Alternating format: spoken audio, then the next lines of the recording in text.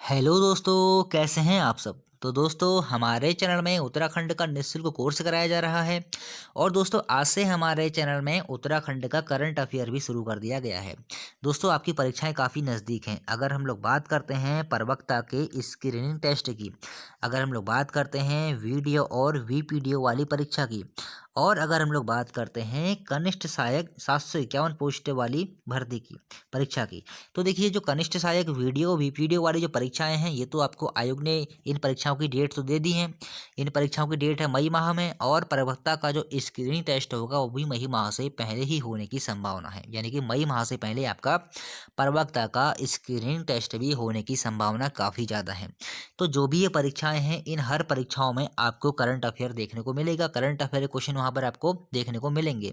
इसलिए दोस्तों current affair की सीरीज भी आज से हमने शुरू कर दी है। तो देखिए हम लोग क्या करेंगे, हर महीने की हर जैसे हमने जनवरी माह अभी है, तो जनवरी माह की हम लोग क्या करेंगे, जो भी करंट अफेयर है 2 या 3 वीडियो के माध्यम से आपको उपलब्ध करा देंगे। देखिए ज़्यादा से ज़्यादा 3 वीडियो और कम से कम 2 वीडियो। कोशिश ये रहेगी हमारी कि 2 वीडियो में हम हर महीने का करंट अफेयर आपको कवर करा दें। ज़्यादा लंबा नहीं खींचेंगे, क्योंकि 2 या 3 या 4-5 ऐसी वीडियो नहीं बनाएँगे। 2 या 3 वीडियो बस, कम से कम 2 वीडियो में हम लोग कोशिश करेंगे कि हर माह का करंट अफेयर उत्तराखंड का आपको उपलब्ध करा दिया जाए।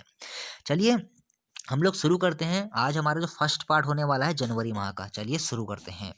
देखिए उत्तराखंड से 26 जनवरी 2021 को गणतंत्र दिवस के अवसर पर दिल्ली राजपथ परेड में शामिल होने वाली झांकी की थीम क्या है। देखिए हर वर्ष क्या होता है, जब 26 जनवरी गणतंत्र दिवस का मौका होता है, तो हर वर्ष क्या होता है, दिल्ली राजपथ में जो परेड होती है उसमें जो प्रत्येक राज्य होते हैं, हर राज्य की तो नहीं कह सकते हैं हम, क्योंकि किसी राज्य का नंबर किसी वर्ष आता है और किसी राज्य का नंबर किसी वर्ष आता है। तो इस वर्ष 2021 में इस वर्ष क्या है, उत्तराखंड की झांकी को भी वहां पर शामिल होने का मौका मिला है।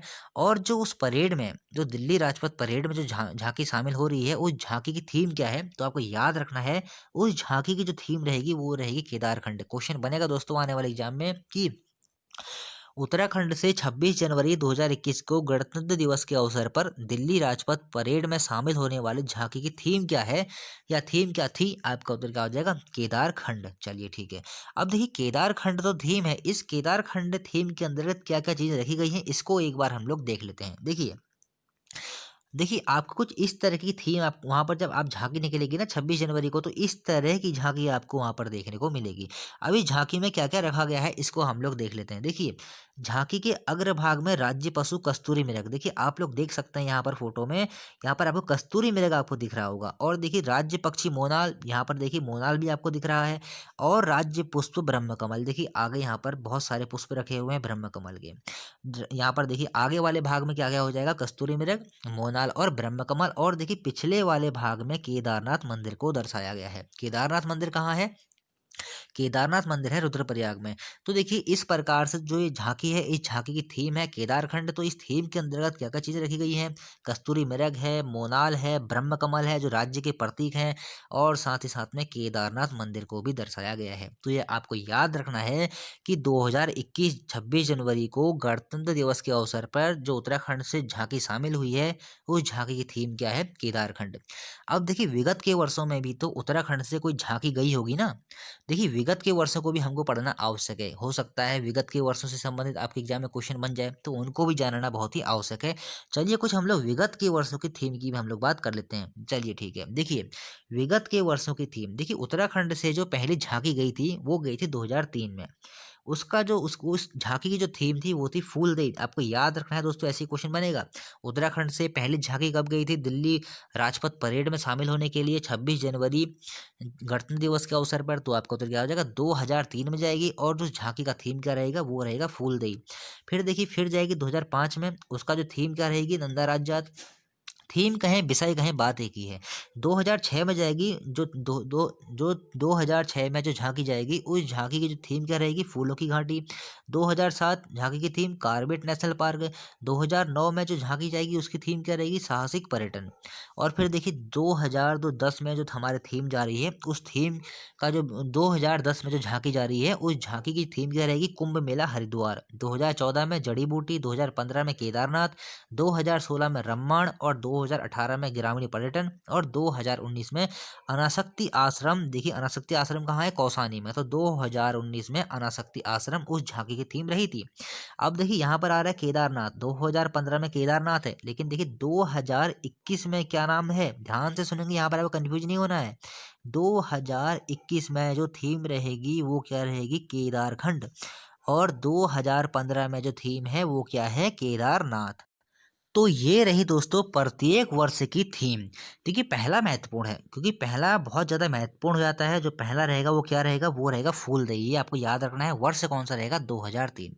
चलिए ठीक है, ये तो रही थी थीम जो विगत वर्षों में गणतंत्र दिवस के अवसर पर दिल्ली राजपथ में परेड में शामिल हुई थी। और इस वर्ष कौन सी 2021 में कौन सी रहेगी, वो रहेगी अभी केदारखंड।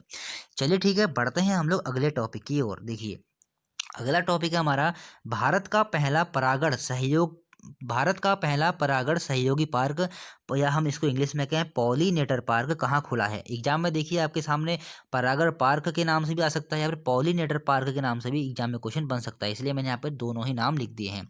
तो देखिए भारत का पहला परागण सहयोगी पार्क या हम कहें पॉलिनेटर पार्क कहाँ खुला है, या एग्जाम में ऐसे भी क्वेश्चन बन सकता है, उत्तराखंड का भी आपसे दे सकता है। उत्तराखंड का कहें, भारत का कहें, तो ये पहला पार्क कहाँ खुलेगा, ये खुला है हल्द्वानी में। हल्द्वानी कहाँ पड़ता है, उत्तराखंड में ही पड़ता है, कुमाऊं मंडल में पड़ता है। देखिए अब देखिए क्वेश्चन क्या है हमारा, भारत का पहला परागण सहयोगी पार्क या फिर पॉलिनेटर पार्क कहाँ खुला है, हल्द्वानी उत्तराखंड में। अब देखिए ये क्या है, ये परागण पार्क, जो परागण पार्क है क्या है, इसके बारे में थोड़ा सा हम लोग जान लेते हैं। देखिए देश का पहला पॉलिनेटर पार्क उत्तराखंड के नैनीताल जिले के हल्द्वानी में बनकर तैयार हो गया है, जहां तितलियों, मधुमक्खियों, पक्षियों और कीटों की 50 से ज़्यादा प्रजातियां मौजूद हैं। मतलब जो यहाँ पर बहुत सारी जो कीट हैं उनकी प्रजातियां रखी जाएंगी और उनका अध्ययन यहाँ पर किया जाएगा। तो इस प्रकार से क्वेश्चन बहुत महत्वपूर्ण है दोस्तों। भारत का पहला, देखिए भारत का खुल रहा है पहला, वो भी कहाँ खुल रहा है, उत्तराखंड में। तो भारत का पहला पॉलिनेटर पार्क कहाँ खोला गया है, हल्द्वानी में। चलिए ठीक है, देख लेते हैं हम लोग अगला क्वेश्चन। अगला क्वेश्चन है हमारा, उत्तराखंड व भारत का पहला मास गार्डन कहाँ बनने जा रहा है। मास का मतलब वो मास नहीं है जो आप सोच रहे हैं, यहाँ पर मास का मतलब कुछ और ही है। देखिए पहले तो आपको ये याद रखना है, उत्तराखंड व भारत का पहला मास गार्डन कहाँ बनने जा रहा है, तो आपको तो क्या हो जाएगा, खुरपाताल। खुरपाताल कहाँ पड़ता है, नैनीताल में। तो देखिए ये मास क्या है, मास गार्डन क्या है, इसके बारे में हम लोग जानते हैं। देखिए मास एक तरह की काई होती है जो दीवारों और पेड़ों पर हरे रंग की दिखाई देती है। इसका औषधि में बहुतायत में इस्तेमाल होता है। उद्यान विकसित करने के पीछे मुख्य उद्देश्य मास, और जो ये उद्यान विकसित किया जा रहा है, इस उद्यान को विकसित करने के पीछे मुख्य उद्देश्य क्या है, मास और ब्रायोफाइट्स की विभिन्न प्रजातियों का संरक्षण करना और पर्यावरण में इसके महत्व से लोगों को अवगत कराना।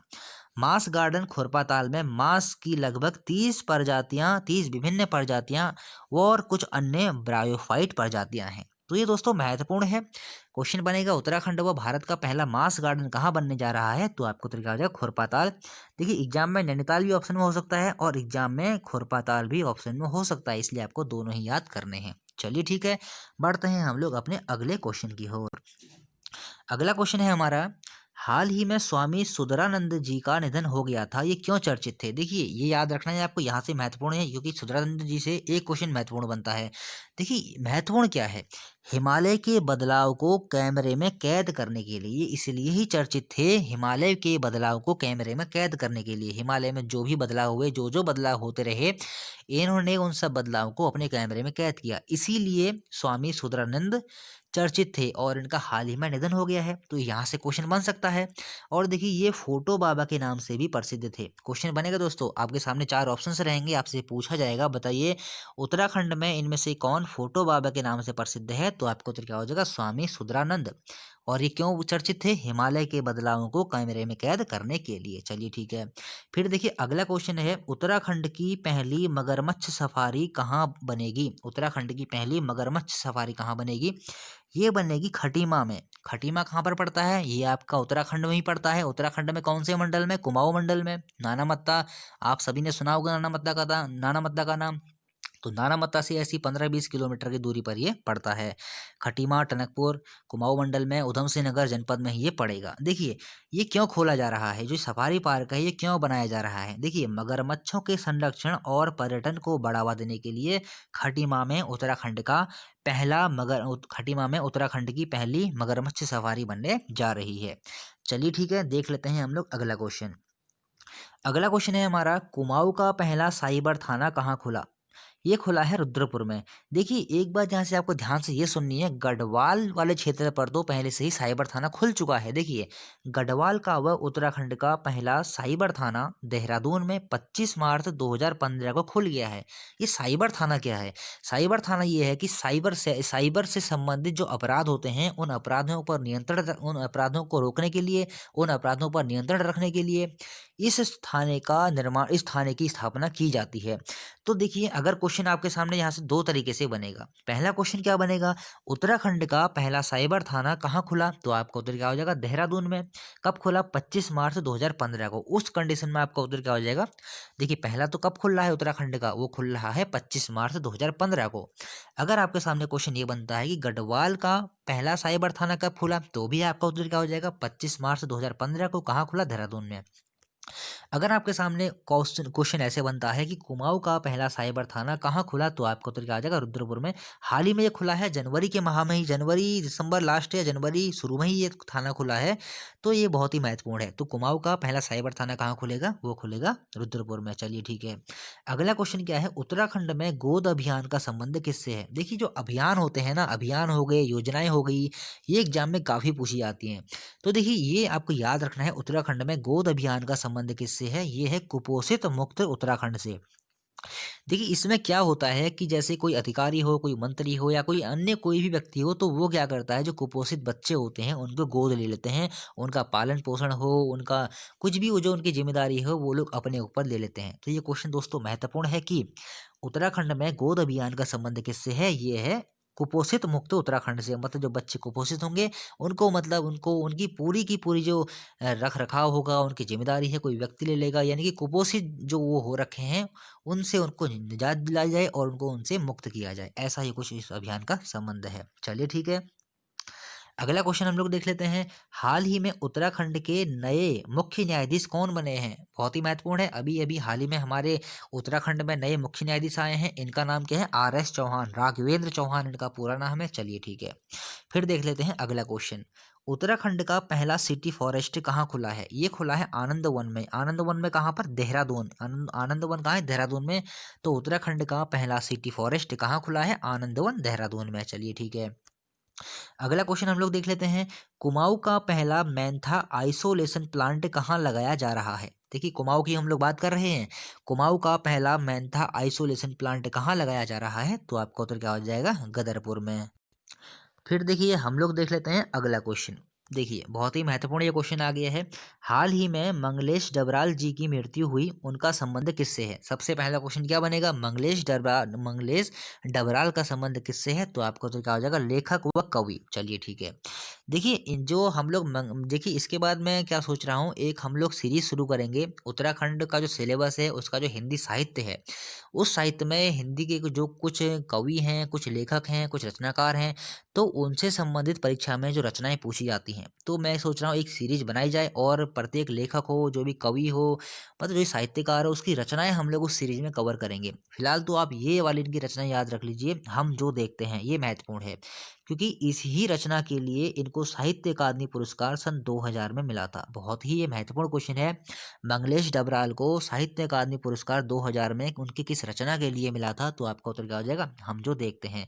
ये देखिए, इसलिए महत्वपूर्ण हो जाता है क्योंकि इनकी हाल ही में मृत्यु हो गई थी। चलिए ठीक है, और दोस्तों, एक बाकी तो आपको पता ही है, हमारे चैनल में उत्तराखंड का काफ़ी सारा इतिहास कवर करवा दिया गया है। चंद वंश हो, पवार वंश हो, और उत्तराखंड का प्राचीन जो राजवंश यहाँ पर स्थापित हुए थे, कुड़िंद हो, शक हो, नाग हो, मौखरी हो, कार्तिकेयपुर राजवंश हो, पौरव राजवंश हो, पर्वतकार राजवंश हो, बहुत सारा हमारा उत्तराखंड का कोर्स कंप्लीट हो गया है। और साथ में भूगोल की भी काफ़ी सारी वीडियोज़ मैंने अपलोड कर रखी हैं। और अभी हमारा गोरखा काल भी हमारा कंप्लीट हो गया है, ब्रिटिश काल भी हमारा चल रहा है, और साथ ही साथ में हमने करंट अफेयर की भी सीरीज चला दी है। चलिए ठीक है, अगला क्वेश्चन हम लोग देख लेते हैं।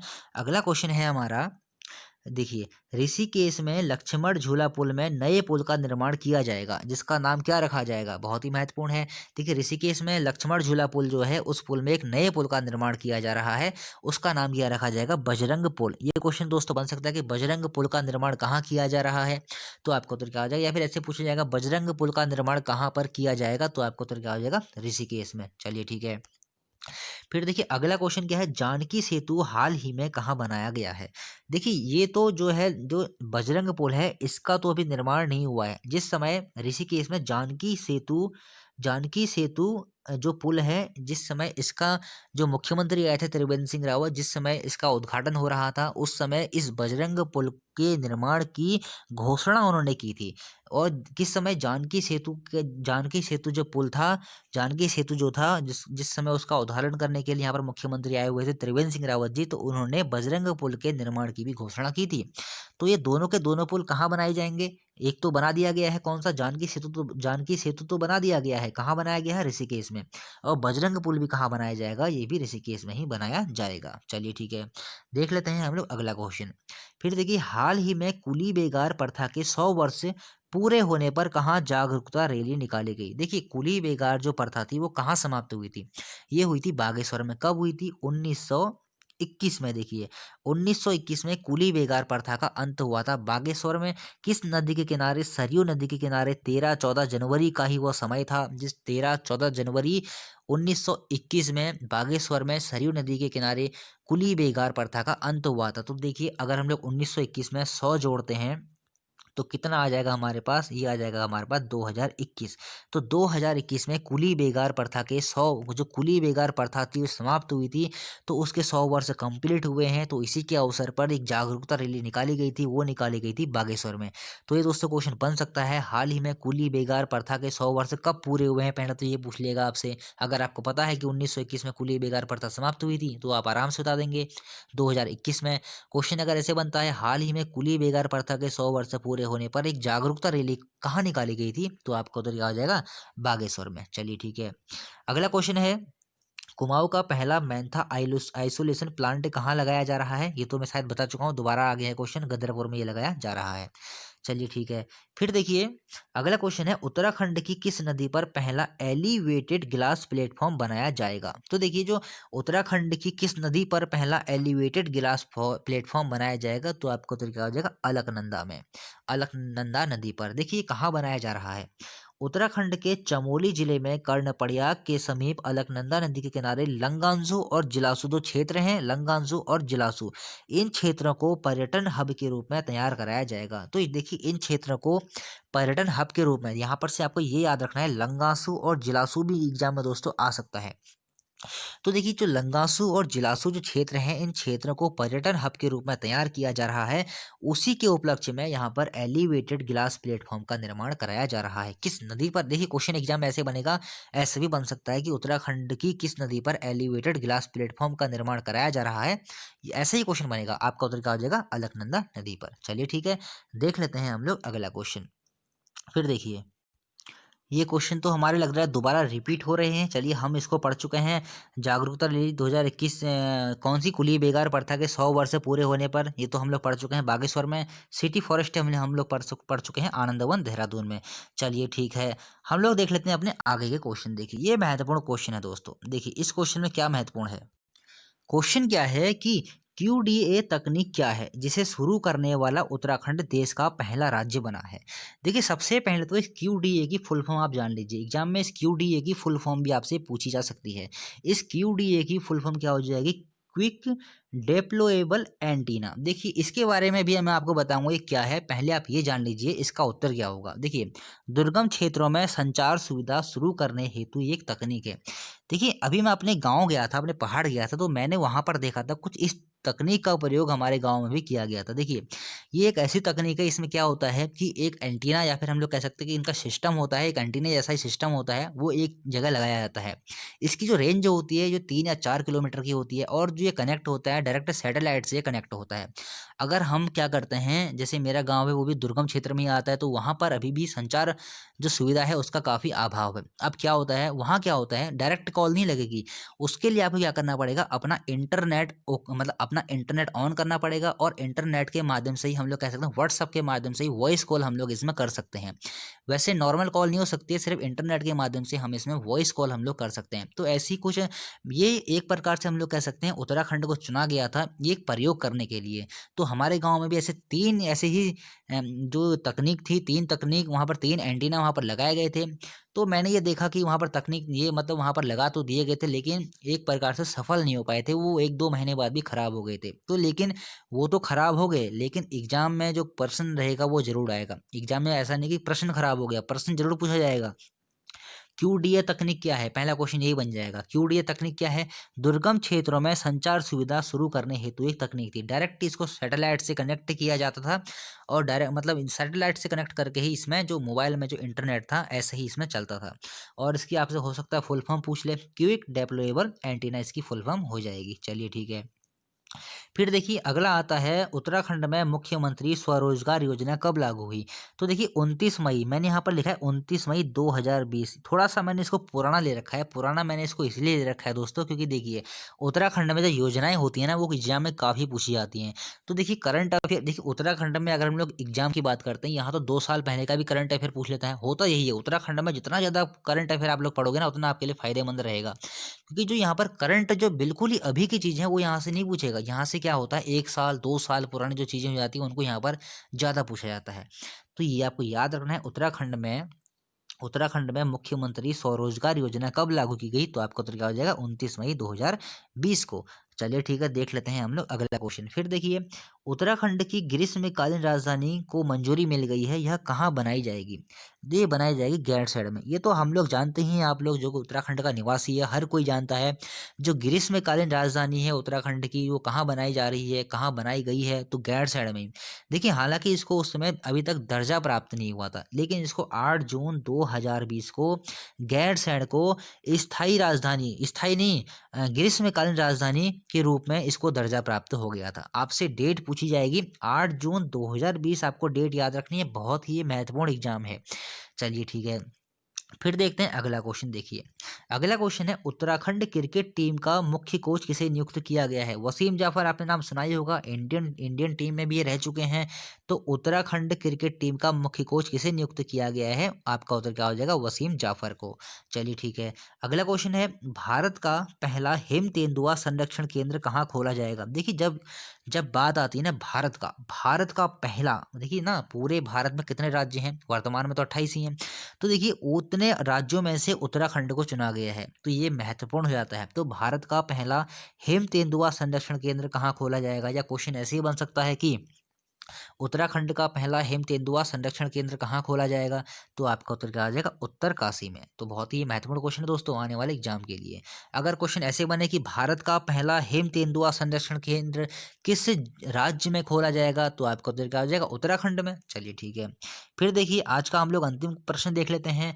उत्तराखंड में राज्य आपदा प्राधिकरण ने स्फेयर इंडिया से मिलकर कोविड-19 अकादमी की शुरुआत की है। ये देखिए मैंने यहाँ पर एक लाइन में ही इसको खत्म कर दिया है। देखिए क्वेश्चन ये बनेगा कि उत्तराखंड में राज्य आपदा प्राधिकरण ने किसके साथ मिलकर कोविड-19 अकादमी की शुरुआत की है? तो आपका उत्तर क्या हो जाएगा? स्फेयर इंडिया के साथ मिलकर उत्तराखंड में राज्य आपदा प्राधिकरण ने कोविड-19 अकादमी की शुरुआत की है। जो दोस्तों ये थे आज के हमारे जो हमारा जनवरी का फर्स्ट पार्ट रहेगा करंट अफेयर का, इसके कुछ क्वेश्चन और दूसरा पार्ट भी बहुत जल्द ही आपके सामने आएगा और सब कुछ हम लोग कवर करेंगे। कुछ भी ऐसा नहीं रहेगा आपको छोड़ा जाएगा, सब कुछ हमारा जो है इन वीडियोस के माध्यम से करंट अफेयर रहेगा वो कंप्लीट कराया जाएगा। तो दोस्तों बताना कि आपको जो हमारी वीडियो है कैसी लगी है। काफ़ी मेहनत लगती है वीडियो बनाने में, फिर उसको रिकॉर्ड करने में, अपलोड करने में, तो आप ज़रूर बताना कि आपको वीडियो कैसी लगी है। और दोस्तों हमारे चैनल में काफ़ी सारा जो है कोर्स चल रहा है उत्तराखंड का, उसको भी आप लोग ज्वाइन कर लीजिए। और अगर वीडियो पसंद आए तो लाइक कीजिए और चैनल को सब्सक्राइब कीजिए। मिलते हैं बहुत जल्द ही अगली वीडियो में।